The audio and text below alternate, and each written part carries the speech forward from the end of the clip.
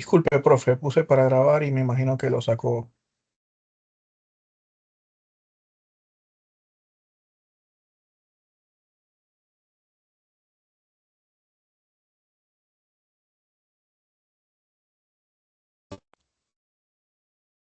Sacó totalmente la grabación. ¿Saben qué pasa eso? No, tratan de evitarlo. O sea, me preguntan el inicio, Aquiles. Yo sé que no Sí, es disculpe. el mismo sistema, es el mismo Si es que sistema. Bueno, por lo también menos como escucharon la no... canción a donde me interesaba que pudieran seguirla, ¿no? Yo creo que allí, no, yo me había quedado escuchando la canción, estaba hasta cantando, ¿no? Tarareando. A ver, entonces, modo de navideño, ¿no? Entonces vamos a iniciar ya con ese preámbulo. A ver, déjenme buscar de nuevo acá. A ver, déjenme ver si ya está en pantalla. Sí está, pero no está con el formato que yo estoy esperando.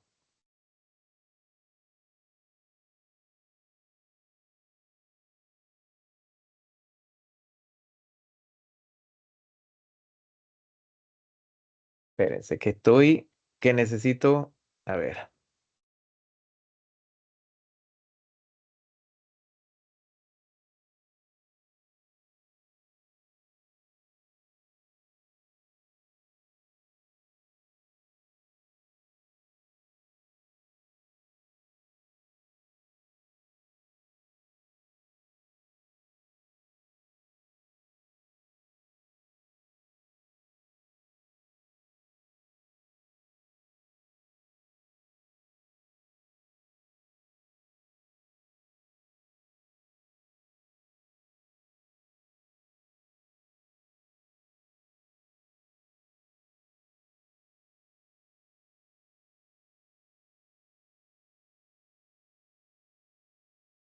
a ver, ya tengo en pantalla la presentación, que es lo más importante, ¿no? Entonces, y que tengo problemas porque algunas veces el sistema no me permite volver a las pantallas, ¿no? Yo no sé si es algún error del sistema. A ver, entonces yo les estaba hablando de los peces estenualinos, sobre todo organismos estenualinos. Se aplica a los peces, pero también se podría aplicar a organismos que viven bajo ciertos límites de salinidad. Entonces, por ejemplo, los estenualinos están obligados a vivir dentro de esos límites de salinidad muy estrechos, mientras que los eurialinos son capaces de tolerar grandes cambios de salinidad. Pueden ser bruscos, pero a medida que va subiendo y bajando la marea y se mezcla con el agua, por ejemplo, agua dulce de los ríos, eso hace que cambie la concentración de sales. Pero estos organismos sobreviven dentro de esos límites de salinidad que pueden ser amplios. Y entonces allí ellos tienen la capacidad de regular de forma osmótica. De hecho, todo el concepto de ósmosis se aplica directamente a esto de la osmorregulación. Y también hay organismos que se llaman reguladores hiperosmóticos, donde la concentración de sales de los fluidos internos, por ejemplo, la sangre, hace que lo hace menos rápido que las concentraciones de sales que en el agua marina. Entonces, para él poder adaptarse es un proceso bastante lento. Y en un ambiente diluido pueden mantener la concentración de sal de la sangre por encima del agua que lo rodea. Entonces cambia. Entonces hay que tener de referencia la concentración interna del organismo, los fluidos internos, que tiene que ver con los iones y las sales, y la concentración del medio alrededor del agua. Como ellos viven en agua, entonces hay que tomar en cuenta esa concentración que es importante. Entonces, pero es importante que dentro de los eurialinos también hay unos peces que se llaman anádromos. Viven parte de su vida adulta en agua salada y migran hacia agua dulce, buscan los ríos, los arroyos para reproducirse principalmente.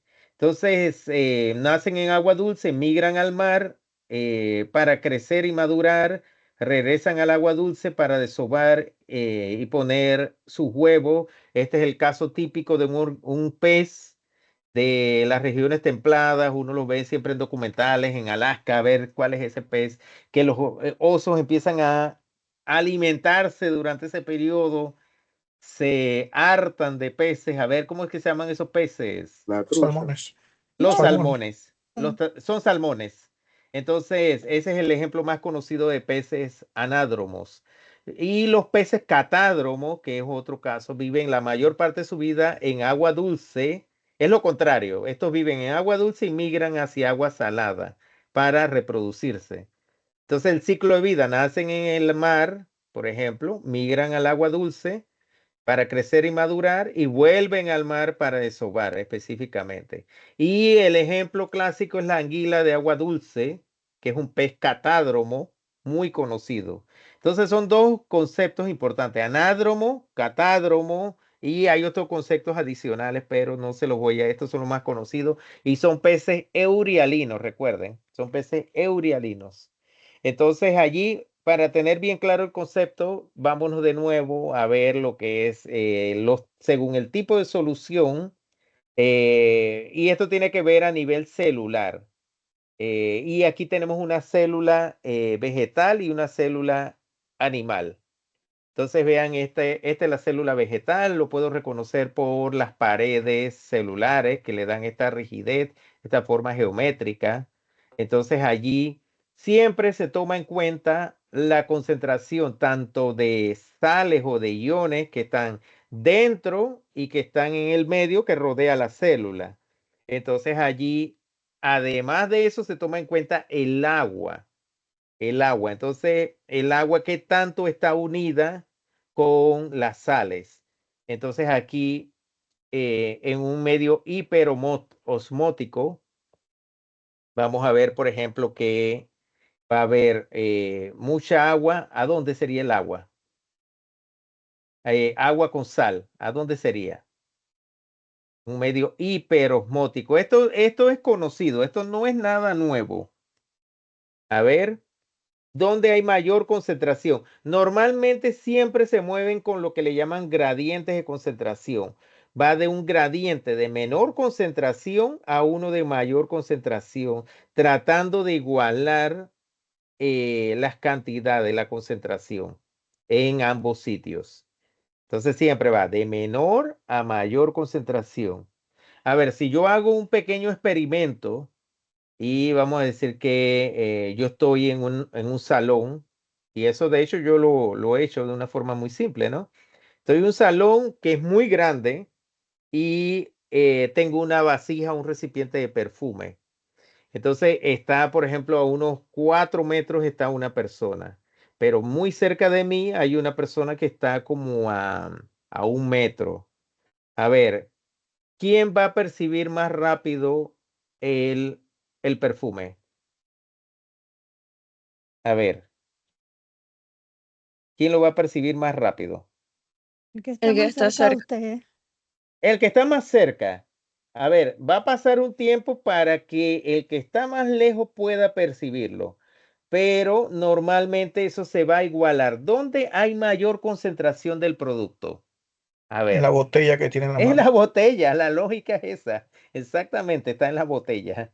Entonces, pero va a haber en el aire, también funciona igual. Las moléculas al final tienen que llegar a un equilibrio, se van a dispersar desde el sitio de mayor concentración a uno de menor concentración para igualar todo y va a ser un balance.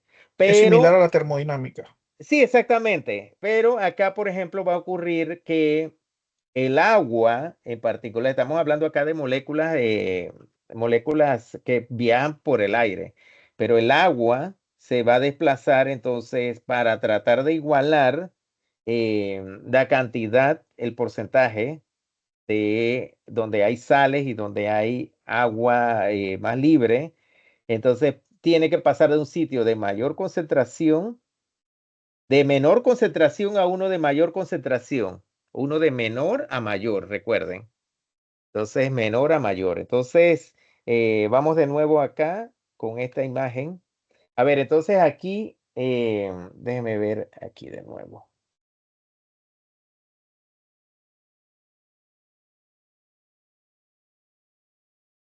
A ver, es que tengo, a ver, ahora sí.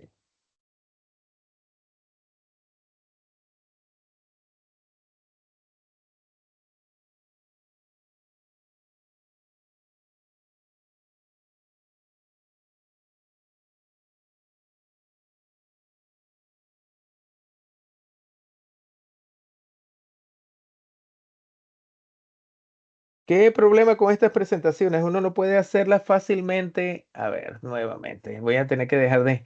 Lo que pasa es que no puedo, es el Teams. Debe tener algún problema para presentar. A ver, voy de nuevo acá.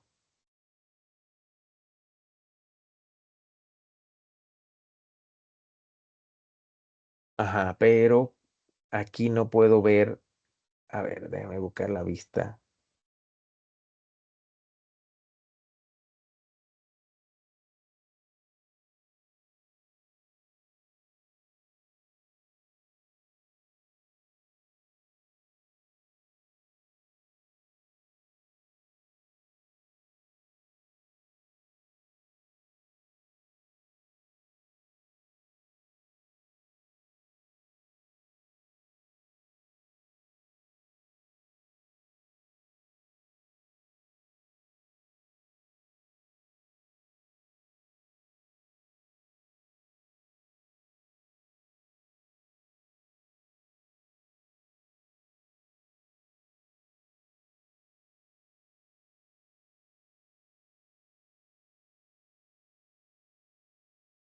A ver, entonces, creo que estábamos acá, ¿no? Y aquí va a ocurrir esto, ¿no? Por ejemplo, esta es la célula vegetal. Déjenme señalarles acá. Aquí tenemos la célula vegetal. Vea que ella tiene una concentración interna de sales y agua. em, Depende, ¿no? Eh, y aquí, por ejemplo, en un medio o una solución hipertónica. A ver, hipertónica es que tiene una alta concentración, ¿me entienden? Ahí hay pocas moléculas de agua libre. Entonces, la mayor concentración está afuera y adentro está la menor concentración. Entonces, vean que el agua que está dentro de la célula va a salir para igualar y hacer un balance del agua que está afuera, ¿no? Entonces va a salir hacia el sitio de mayor concentración. Vean que eso fue lo que ocurrió. Y aquí la célula se le llama plasmolizada. Entonces aquí, pero en la célula vegetal, los cambios probablemente no se van a ver, sino podrían verse aquí internamente. Vean aquí, por ejemplo, con las vacuolas, principalmente con la vacuola uno puede verlo. Vean que se reduce el espacio donde está la vacuola, ella como que se desinfla, que el agua que estaba dentro con las concentraciones de iones o de sales sale. Entonces vean que en la célula animal, en este caso los eritrocitos, vean que cuando sale el agua, y lleva las concentraciones, vean que la célula se encoge y vamos a ver incluso todo lo que es la membrana y la estructura que parece como especie de unas pequeñas espinas. Entonces allí la célula pierde agua y se arruga. El eritrocito principalmente pasa eso. Entonces allí se llama crenación. A este fenómeno se llama crenación en célula animal. En célula vegetal se llama plasmólisis. La célula está plasmolizada. Entonces, mientras que en un medio o una solución isotónica, entonces las concentraciones de sales en agua son iguales afuera y son iguales dentro de la célula. Entonces, aquí no hay ningún balance, ¿me entiendes? Aquí no va a salir agua de la célula hacia afuera, no va a pasar nada, e incluso el agua sale y entra sin ningún problema. Este es el principio que normalmente utilizan soluciones isotónicas se utilizan en los sueros que se le agregan a una persona una vez que, por ejemplo, pasa por un proceso quirúrgico o está hospitalizado, lo que le colocan el Venoclis es una solución isotónica, ¿me entiende? Porque normalmente nuestra sangre es una solución isotónica, ¿me entienden? No hay una alta concentración allí. Entonces, y vean que aquí, como no hay cambio, los eritrocitos tienen su forma normal. Vean que aquí tienen esta depresión. Normalmente los conocemos con esa forma ovalada y con la depresión en el centro. Entonces, pero cuando la solución es hipotónica, aquí indica que la concentración de sales es menor y hay más moléculas de agua libre. ¿entiendes? Menos enlazada con las sales. Eso está en el medio externo. Entonces, a ver, la concentración realmente de sales es más alta dentro de la célula, ¿entiendes? De agua, agua que está más unida con enlaces a esas sales, es mayor dentro, la concentración es mayor dentro. Y fuera, la concentración es menor. Entonces, a ver, siguiendo el principio que ya les había dicho, va de un medio de menor concentración a un medio de mayor concentración. Entonces, aquí para igualar, el agua entra al sistema y vean que como entra la célula se hincha. Al hincharse se llama turgencia. Es turgente, se llama porque el agua entra masivamente adentro, pero tiene un límite. La célula no se revienta porque tiene una estructura muy fuerte de celulosa que se llama pared celular. Ella simplemente se expande, vea que pierde la forma un poco, vean que se ve casi redondeada, vean que inicialmente cuando ella tiene una forma normal es así, es como cuadrada. Entonces, pero vean que se deforman las paredes un poco, se hincha, pero no se revienta. Entonces, porque el agua entró desde afuera hacia adentro. Entonces, mientras que en la célula animal va a ocurrir lo mismo. Aquí, como hay una menor concentración afuera, el agua va a pasar adentro de la célula. Pero esta célula, como no, como tiene una membrana plasmática, la membrana no resiste la presión interna y se va a romper. Entonces pasa por se le llama citólisis o lisis. O sea que se revienta por algunos puntos y es como si usted agarrara un globo, le comienza a colocar agua en cantidades con una manguera. Va a llegar un momento en que el globo no va a resistir su capacidad de resistir esa presión alta adentro y se revienta. Eso mismo va a pasar con los eritrocitos. Las células en ese caso se hincharon y estallan, comienzan a estallar. Bueno, ese es el mismo principio, lo estamos utilizando acá a nivel celular con un medio.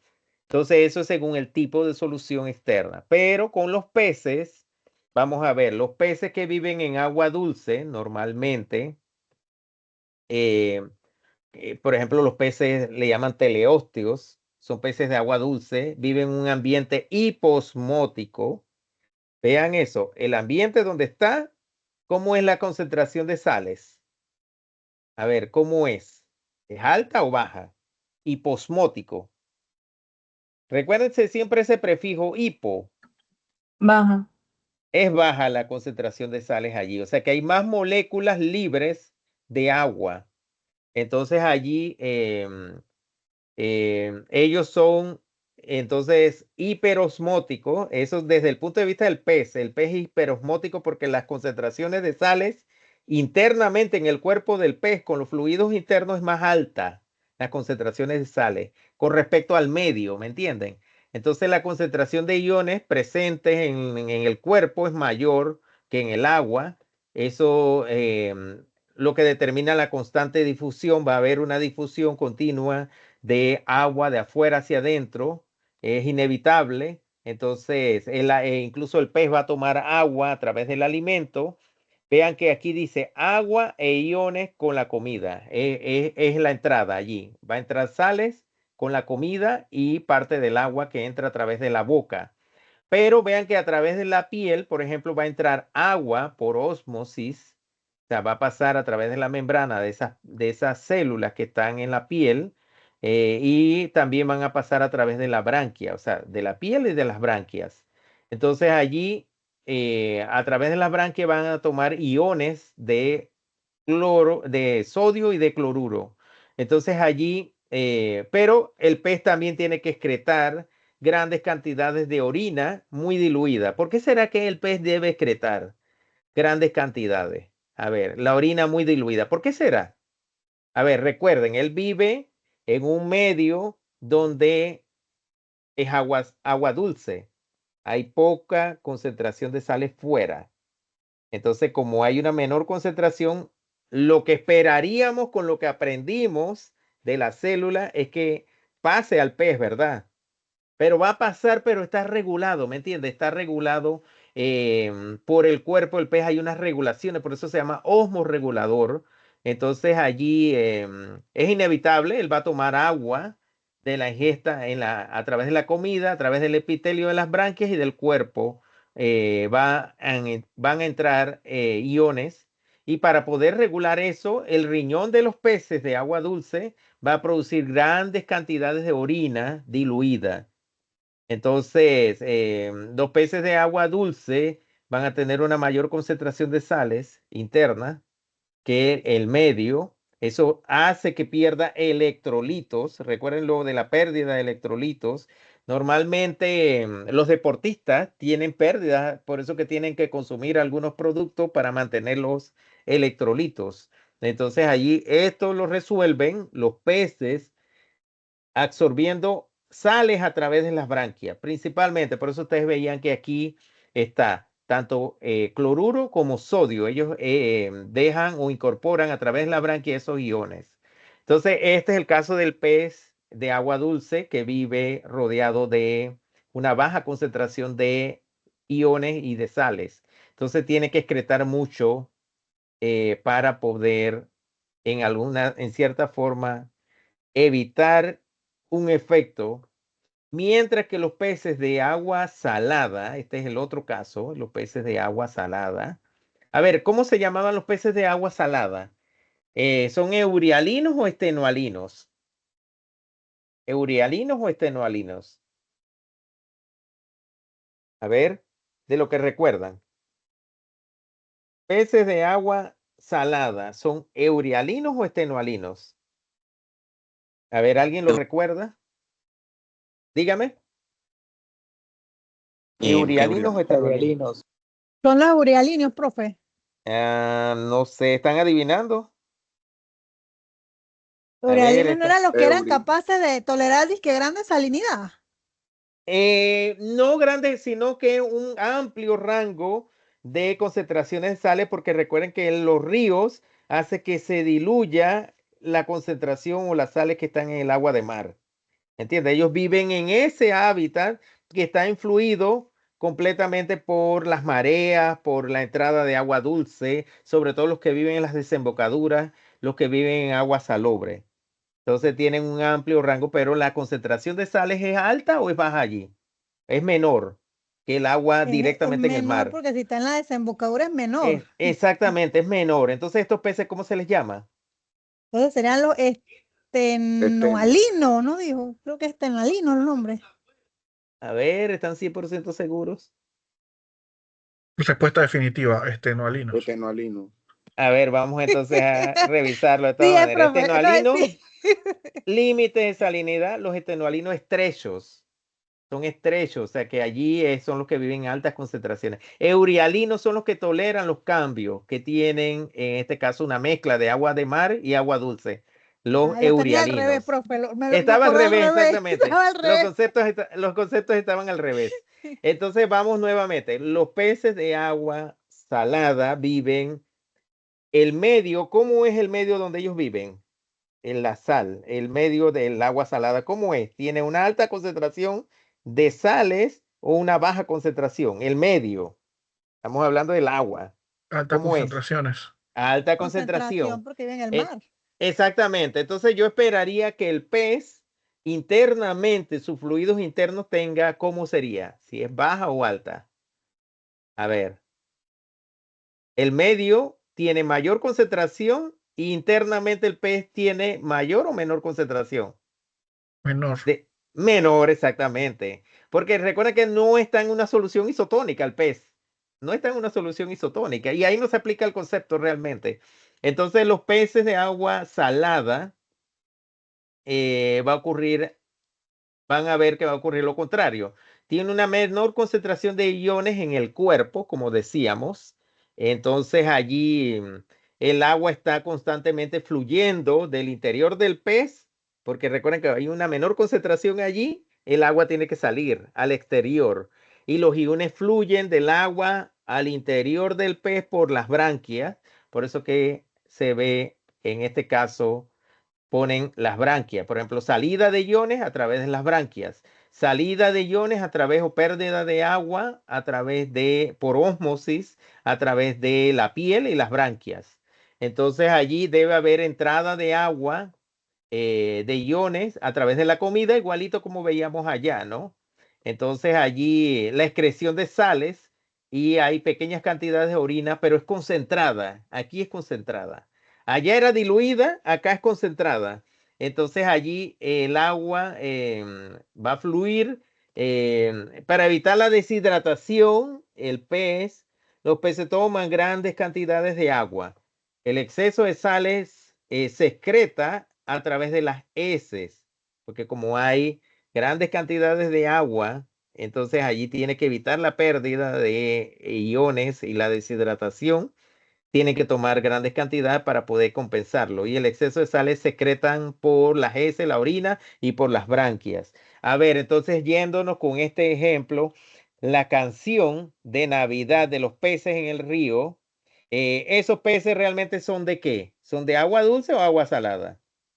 Ellos beben y beben y beben y vuelven a beber. A ver, pero son peces de río, porque dice, pero mire cómo viven los peces en el río, beben y beben, a ver. Entonces, ¿esos peces qué forma tienen? ¿Qué encajan dentro de qué?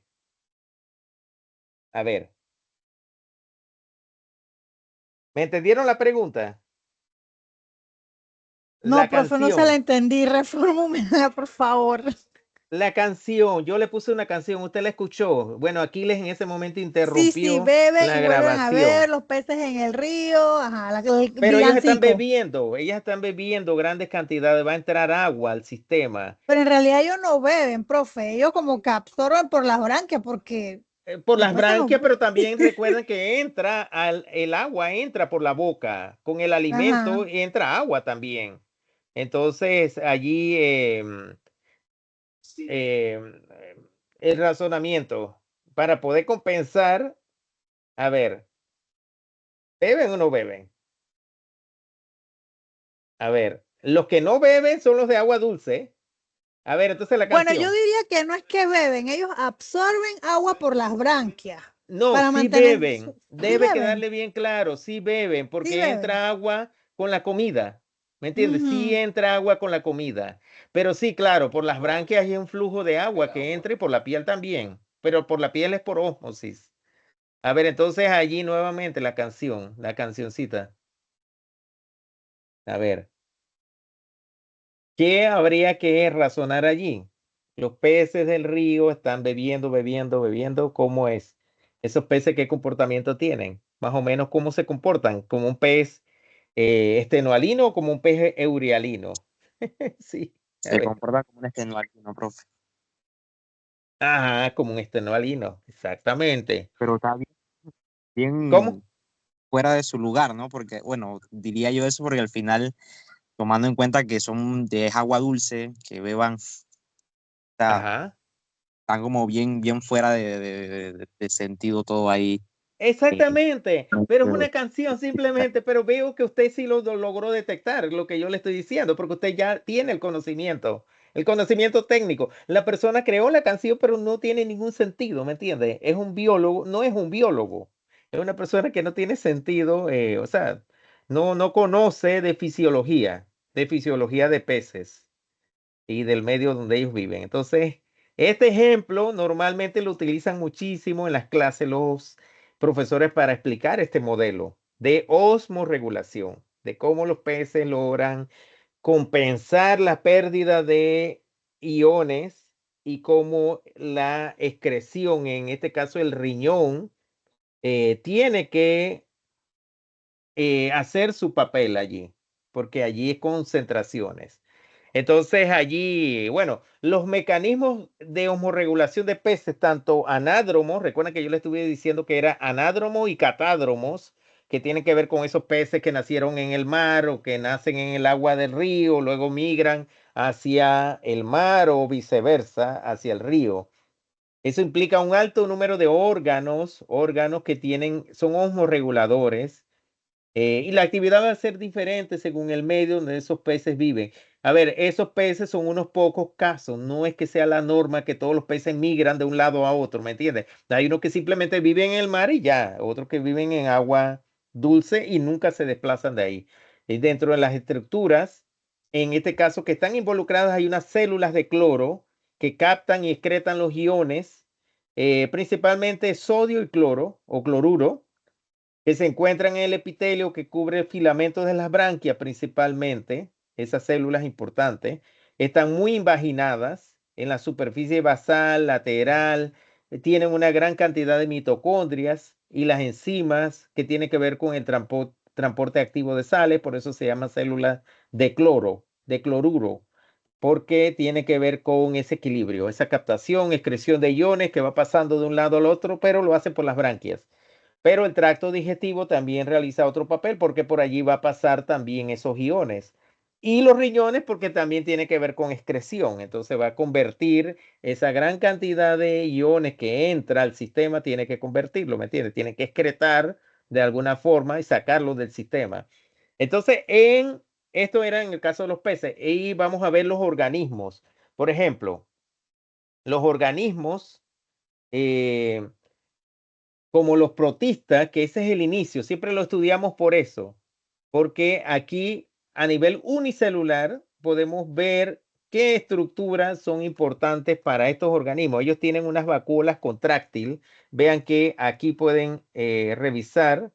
A ver, voy a buscar el puntero. Vean que aquí se está moviendo algo en ese protista color verde que parece como un paramecium.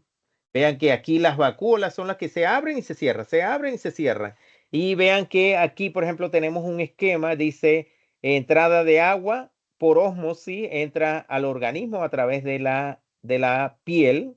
De la piel no es, de la membrana que recubre la pared corporal del organismo. Y una vez que el agua pasa, el exceso del agua entra a través de la vacuola contráctil. O sea que la vacuola va a ser las veces de qué órgano. A ver, ¿de qué órgano?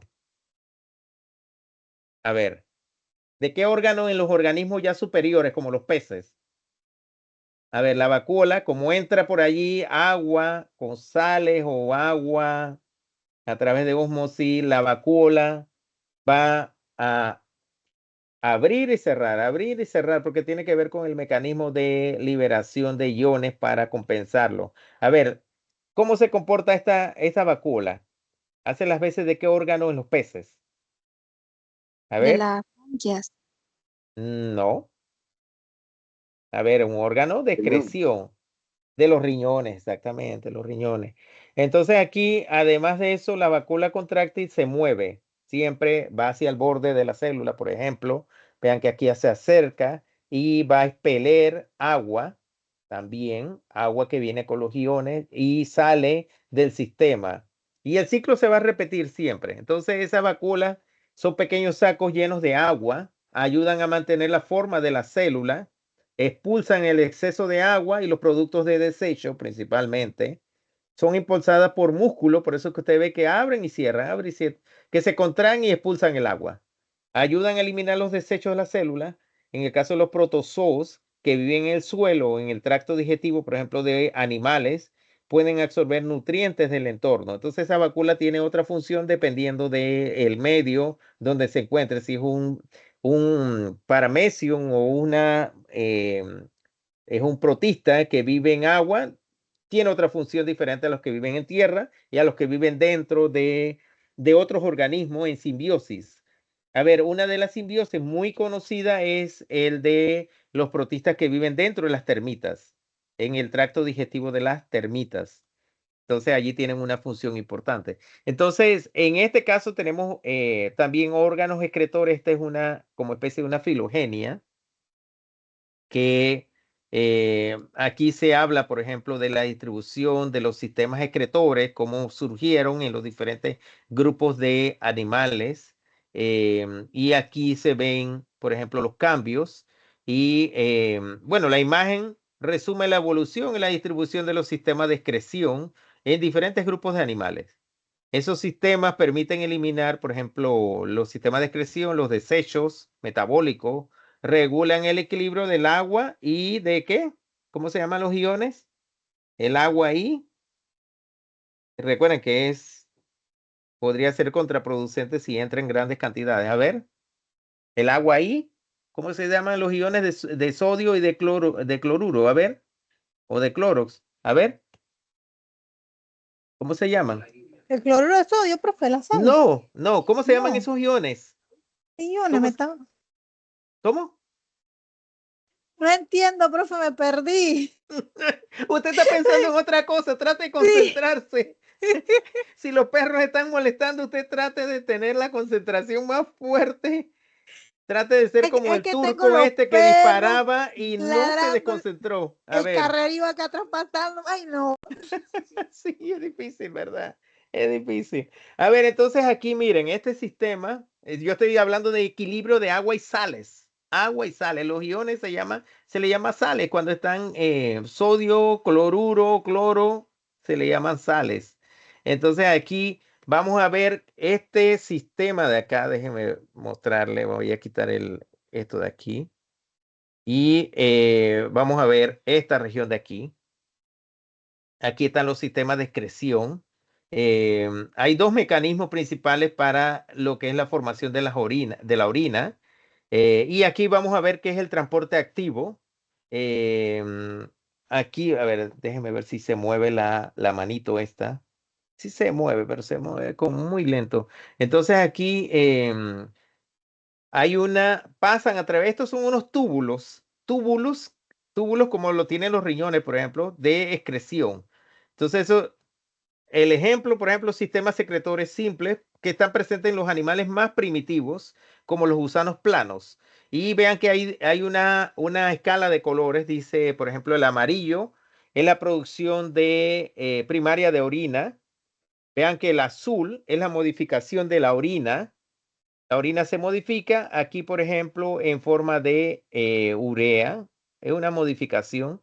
Y los rojos son los vasos sanguíneos que están presentes en esos túbulos o que se conectan con los túbulos cuando existen, porque hay veces que no existen.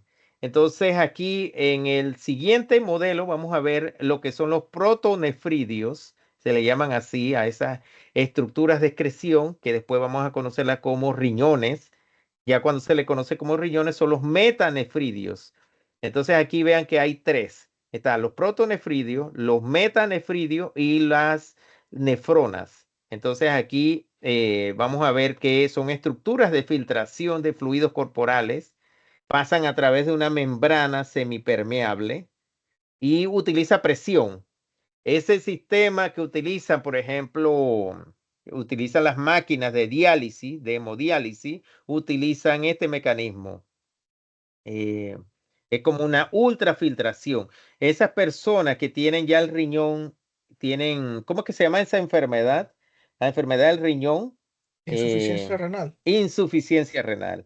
Son personas que dependen de la máquina. Yo tuve un tío que lamentablemente él cuando empezó a sufrir de riñón, él tenía que hacerse 2 veces a la semana, viajaba del interior, no estaba en otras partes del país, las máquinas, pero ya ahora está en Agua Dulce, está en otros lugares. Él viajaba de Coclé hacia la ciudad muy de madrugada, 2 veces a la semana. Tenía que depender de la máquina para filtrar completamente, en este caso la sangre tenía que pasar por ese sistema. Entonces, y los protonefridios, por ejemplo, son variantes. Los protos que están en esta región, típico de animales pequeños, como los platelmintos, hay una red de células incorporadas, eso lo vamos a ver con calma, se llaman células flamígeras.